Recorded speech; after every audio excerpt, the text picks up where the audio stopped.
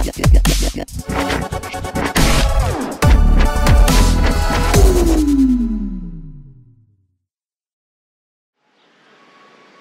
welcome back to another episode of Torque, the channel created for the weekend warrior out there wrenching on their vehicle. Today I'm going to show you a project people are uncomfortable in doing.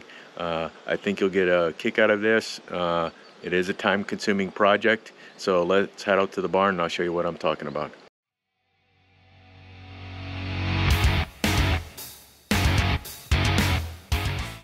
Alright, today we're going to talk about fabrication, and I know that word scares a lot of people.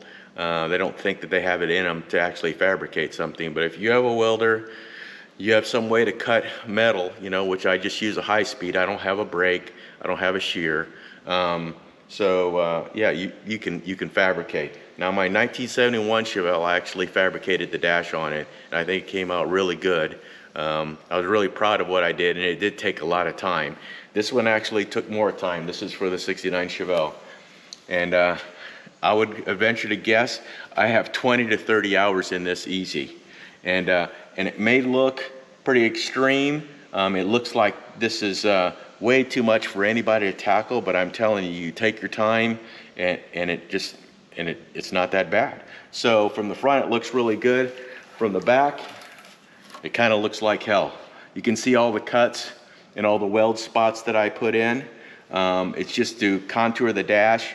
I had to section everything out, so I started with the strips on the exterior and then just kind of worked my way inside.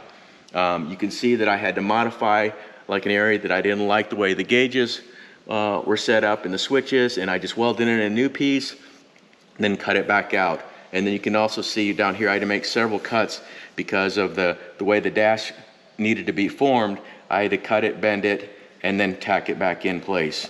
Yeah, and this is going to be an outlet for your air. So it's time consuming. I know it may seem overwhelming, but it's well worth the effort. I can also show you the gauges that we're going to put in. They're Autometer Cobalt gauges. They should look pretty cool in there.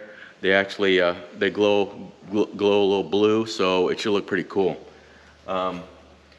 So what we're going to do is we're going to actually paint this up with a black, but it's not going to be a gloss black. It's going to be, it's almost like an eggshell black. You don't want gloss on your dash because you'll get too much of a reflection off the sun. You want something that's going to mute it a little bit, and that will do it. So stay tuned, and we will get this in sealer, and then we'll get it in black, and you guys will see the outcome. Of the 69 Chevelle, you can actually see where I was talking about. You take strips and you bolt them in place, then you start welding new pieces, and you just keep on going down and towards the inside and keep adding on your metal. So when I get the metal formed correctly to where I wanted the shape of the dash, then I put some putty on, start sanding it, started making some where my vent is on the left hand side, and then just start adding where the gauges go. And I did build that center console. I've modified it a little bit too since these pictures were taken. So you can see even I had to change, like I talked about before, weld in some pieces. You can see where I plan to put the vent, AC control, and switches, and swapped out everything. So it was time consuming. It took a lot of work. It was well worth the effort. You can see from the very back of the car how it looks all put together. So it'll be pretty exciting to get it all installed. And now I'll go ahead and show you the way the dash turned out all painted. Alright, so we've got the dash painted. I'm going to show you the results, but I wanted to show you what I used on the dash. I love this stuff. It's a Southern Polyurethane matte black. What's so cool about this product is that you can change the sheen by the ratio that you mix it. So if you mix it at 4:1, you get this eggshell color. 6:1 is like a true matte black, and then 8:1 I think is a little over the top. It becomes grayish almost. So here's the dash. Here's the finished product. Looks pretty good. I'm really happy with the results.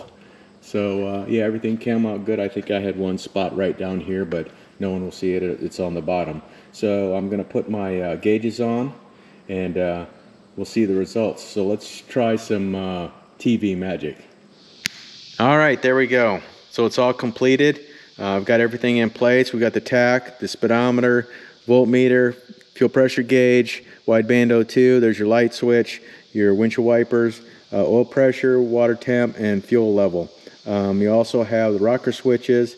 We have AC. You just set the temperature whatever you want and it will automatically adjust. And of course our vent. So it's not that hard, just time consuming. You have to think about it for a while and just make a plan and follow through with it. I hope you guys enjoyed this video, and we'll see you on another episode of Torque next week.